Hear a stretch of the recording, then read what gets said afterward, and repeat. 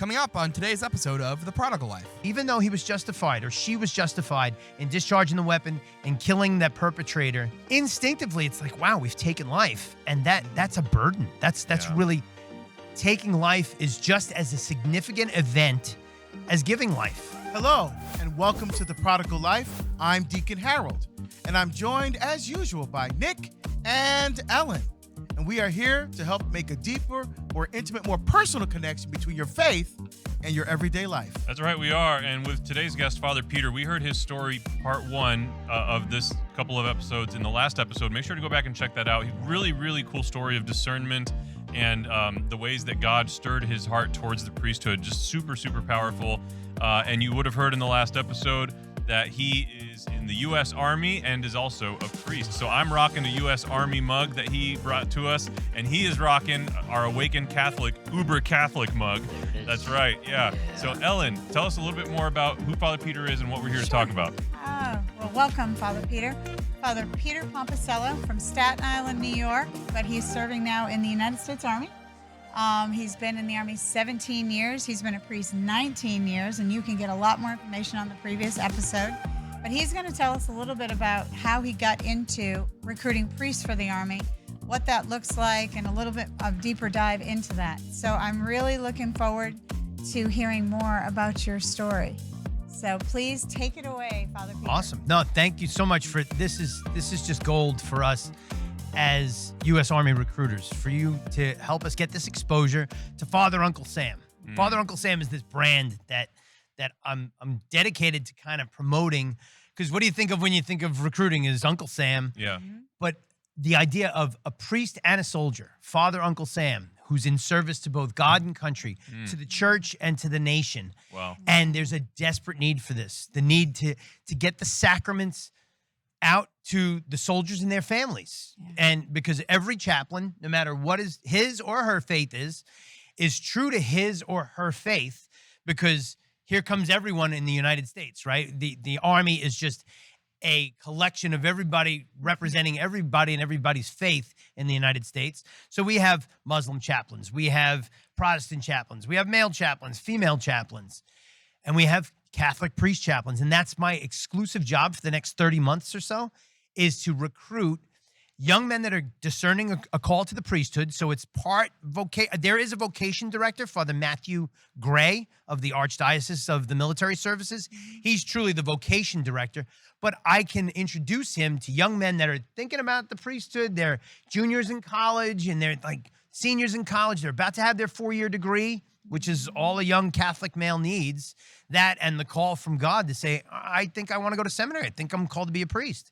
So I do that. That's 1/3 of the job is getting chaplain candidates, young men that are discerning, so that we can incorporate them into the Archdiocese of the Military, and they'll journey and train as soldiers and as seminarians while they work toward the priesthood. And then after they're priests, they'll be in the reserves and then in active duty, and they'll be able to serve God and country in that way. That's amazing. Can you talk to us a little bit, and I don't think this is tangential, I think this is really relevant. Talk to us a little bit from the Catholic moral teaching standpoint about kind of, if someone is like deeply steeped in their Catholic faith, and they might be if they're discerning priesthood, right? If they're part of your demographic. How do we navigate some of these tensions about war and violence and killing, and because these are dialogues that are happening often, especially right now in the context of the Ukrainian war with Russia and our involvement in that. And so like this is a very, very prominent topic right now.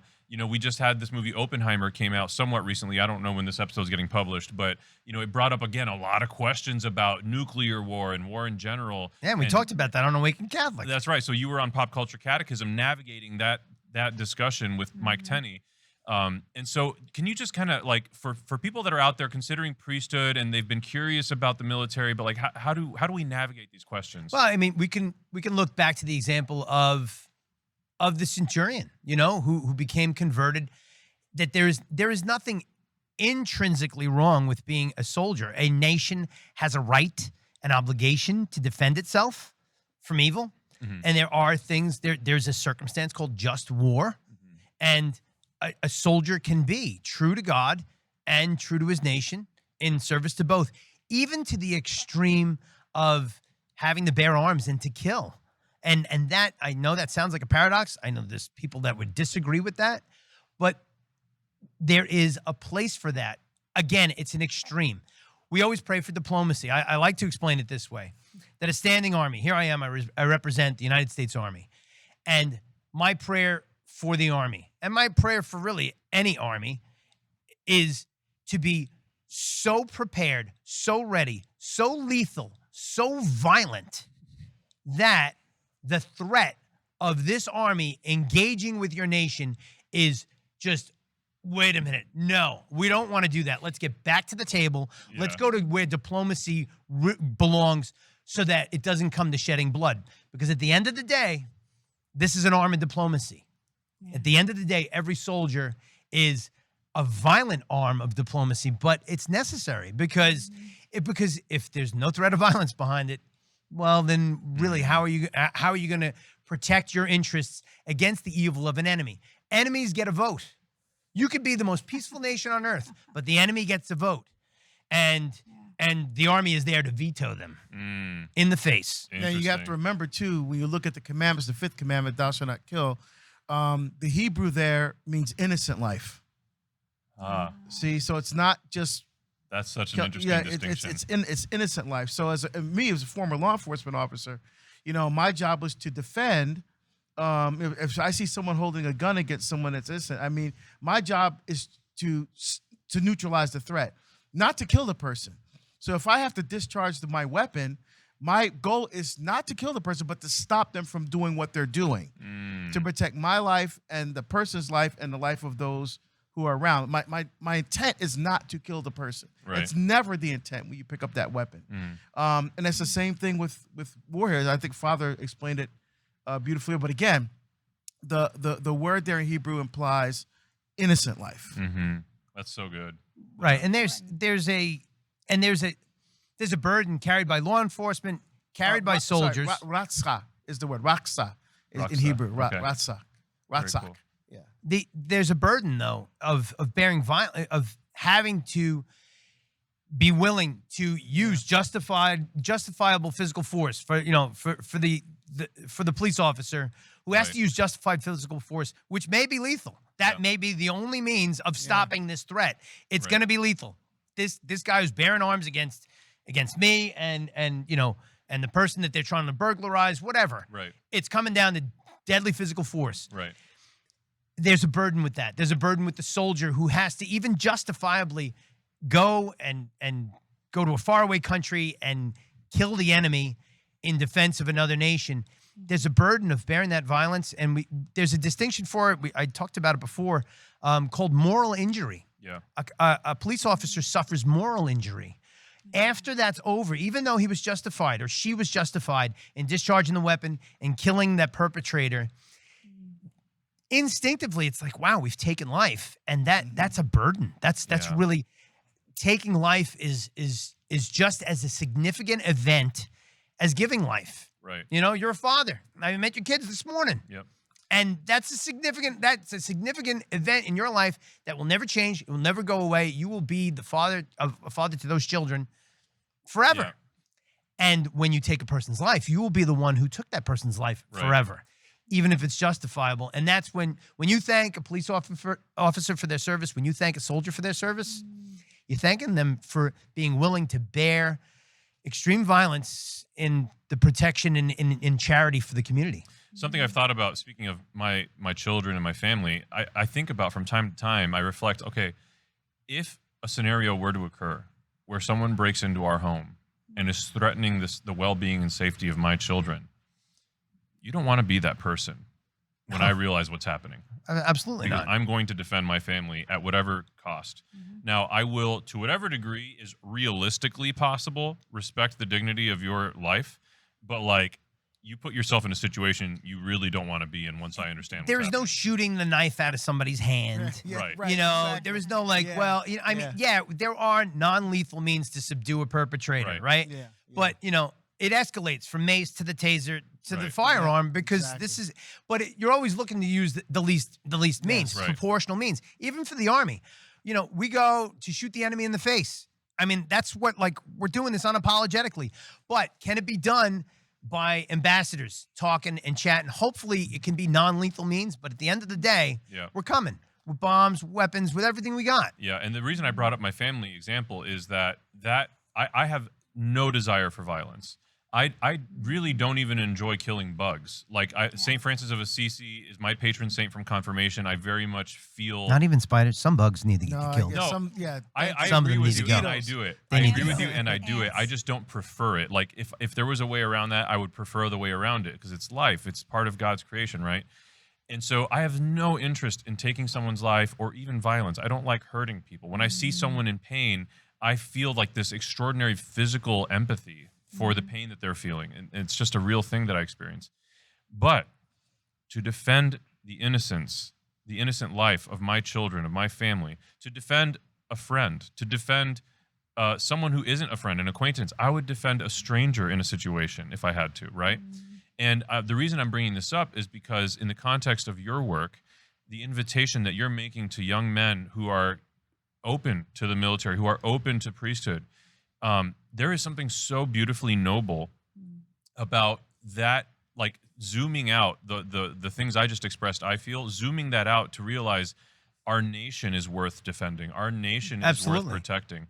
Now, we also those soldiers need the sacraments. They need priests. Right. We need men. That the men being open to the priesthood is 1/3 of my mission. The other 2/3 of my mission are right to priests themselves, to bring priests directly into the military. So now they're already priests, but to go for the hard ask with their bishop and with them, to be willing to sacrifice their priesthood, to sacrifice their priesthood. Think about that. To say, all right, I've got all the comforts of home here. I'm in my home diocese. I have a place to, live, and I love what I do. I have a school and all this, but to sacrifice that in the Army Reserves, that's the second third of my mission, to bring priests into the Army Reserves. And there's a place for you out there. Come on in. Get in touch with me. fr.uncle.sam, fr.uncle.sam on Instagram. You can find me.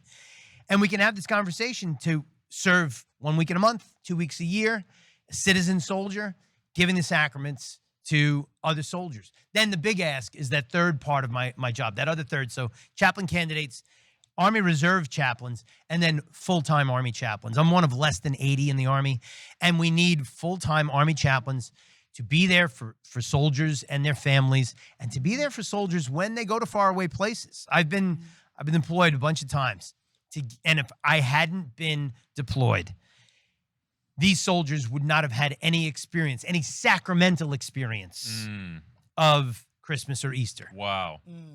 And now I'm really going to break your heart. I would make the rounds, several countries, going from country to country, saying mass, moving around for Christmas. Then I'd come back through for Easter. And I can't tell you how many units on piles of rocks in the middle of nowhere would say, "Oh, Father, you're back." I'm like, "Yeah, I'm here for Easter. We haven't seen a priest since you left." Oh, man. Like that, I may have been, and I know I was the only priest that they saw in 9-12 months. That was it. So just that kind of a difference, what one priest can make. I mean, like, if you're a priest out there, you're thinking about, like, is there value to what you do? Yes, there's tremendous value to what you do, because you're all they have. You're all they have, and they need you so desperately. And chaplains are unarmed. Yeah, we go Other off. than these puppies. Hey, well, Yeah, exactly. But I think the second on the flip side of what we were just talking about, killing others, is the sacrifice. I mean, they're already willing to sacrifice. They've given themselves to the Lord. They're giving themselves to you. They're always available, but they're also willing to die for you. Like, and we're all supposed to be willing to die for our brothers and sisters. But you guys are like the example of that, because you're going into war zones, you're going into conflict, you're going into these places, trying to give last rites, trying to do whatever, knowing the risk of your life and willing to save other lives. And to me, there's beauty in that, because it replicates Christ to the full, right? Yes. I mean, look at the example of Father Emile Capon, who was a priest during the Korean War Kansas. in a prison camp, That's right. and doing what he could to help comfort these soldiers who were sick, who were dying, as he himself was wounded, sick, and dying. Yeah. And giving himself as a beautiful. priest. It's tremendous. Deacon, as a deacon, have you what kind of exposure have you had to this need? Have you done any work with the military? And I've done a couple talks on bases. Okay. At the invitation of Catholic chaplains to come and do some work. But there's not. I don't think there's any deacons. Or very few. That's a great. I can address that too. We don't have deacons in the Archdiocese of the military for a reason, and here's the reason. The military will make chaplains out of whoever is endorsed by a proper endorser. So the federal government looks at religious leaders, vets them, and says, okay, you are now, Archbishop Timothy Broglio is now the endorser, the gatekeeper of all things Catholic. This bishop over here does all things Orthodox. This rabbi here is the gatekeeper. If you're a Jewish rabbi, you want to come in the army, he's got to say you're legit spiritually, and then we'll come and, check your blood pressure and your eyes and your hearing and all that and fingerprint you and bring you in and make you a soldier. The reason we don't put deacons in the slot of chaplains is that they would take away slots from priests. Yeah. And deacons wouldn't be able to offer mass or hear confessions, because the army would just say, oh, well, we have Catholic chaplains. You got 10 deacons and 3 priests. It's like, yeah, well, no, you gave us, we got Catholic chaplains. Well, so that's why we don't do it. So many of the emergency situations that might be faced by the soldiers, a deacon wouldn't be able to provide what's needed, right? Certainly. Whether it's confession or confecting the Eucharist. I mean, Right. I mean, a deacon could bring communion, but there's no comparison to offering the sacrifice. Right. And On that's a rock in the middle of the war zone. in the middle of nowhere. Yeah, Father Peter, there's a young guy out there. He's curious about priesthood. He's curious about the military. What's his name? What's his number? His name is Joe. We'll just call him Joe. Okay, I want to meet him. How does Joe get in touch with you? Fr.UncleSam. On Father Uncle Instagram. Sam on Instagram. And on Twitter, there's no dot. And on Twitter, there is no dot. That's right. I noticed But really, Instagram's the best way to get me. Or priestrecruitereast@gmail.com. It's a functional email that I will get, and we can start the conversation. Okay, and we can go from We'll there. put all that information in the description. Yeah. So could you just describe what the Archdiocese, the military, is? Because Very when good. we think of diocese, archdiocese, very good. eparchy, it's a geographic location. Right. Like right Right. now, we're in the Diocese of Toledo. Right. In Right. Ohio. Right. But the military is a whole different. Right, ballgame. it is. Unless you were on a military installation, say like I can't think of a quick military installation in Ohio. Anything? Dayton. Dayton There's an Air Force base in Dayton. So Okay. that territory behind that wire is, properly speaking, the territory of the Archbishop of the military, Archbishop Broglio, and that's that. So he is the ordinary of that federal land behind that gate. So the Archbishop of the military is the Archbishop of a diocese. It's a global diocese. The sun never sets on it. Sounds like the English Empire, right? Yeah. So never sets on it, because he is the endorser, and he is in charge of the souls of everyone in the Army, Navy, Air Force, Marines, Coast Guard, VA hospitals. He is in charge of the spiritual care and the welfare of all of that. And the Army's posted all over the world. We have posts in Japan. We have posts in the Philippines. We have posts in Europe, like everywhere. So the priests are ordained to serve the Archbishop and his auxiliaries, who are all over the world, and for the good of the spiritual welfare of soldiers, sailors, and airmen all over the world. So now a soldier, sailor, or airman is free to, for example, I was in Fort Campbell, Kentucky. I had a congregation that came very faithfully on Sunday to the Soldiers' Chapel right there at Fort Campbell. But as a soldier, you're free. Captain Nick, with his family, is free to come to church at the chapel, or go off post and go to Oak Grove and go to Saints Peter and Paul, and that's fine. There's nothing wrong with that. But you do have the right, because you're a subject of the military, you have the right and the recourse to a Catholic priest for canonical things. You could come and say, hey, I don't want to say Saints Peter and Paul, but let's just say some other parish, and like, oh, we can't do the baptism that weekend. Come to me. I could work with your schedule because I know your issues. Mm-hmm. Yeah, it's beautiful. That's Well, awesome. thank you very, very much for coming on today. Thank you. Thanks so much for having me. amazing. Oh, And yeah. I think we have a much deeper understanding of what's involved and what it is. It's a big ask. Pray for the generosity of bishops to let their priests serve. Pray for the generosity of priests to serve. And I plead with your audience, pray for priests. Pray for young men to answer the call to We'll come pray into the for you, military. too. Thank you. We'll definitely be praying Amen. for you, Father Peter. Amen. So thank you. Well, if you enjoyed this episode, viewers, please sponsor us and get more involved if you choose to. And Deacon Harold's going to tell us how. Just go to theprodigallife.com, and on there you'll see different levels of giving and patronage. And we've tied those different giving levels to the hierarchy of angels. So you can truly become an angel investor in the prodigal life. Amen. Thank you for joining us, and God bless you all. Thank you for watching today's episode. Please like and subscribe, or even leave a comment. We thank all of our sponsors, anonymous or otherwise, for supporting this show. We currently get over 2.2 million impressions per month across all our shows. If you want to get your brand or company out to more people, consider becoming a sponsor. Contact info@awakencatholic.org to get more information on how you can promote yourself while supporting us.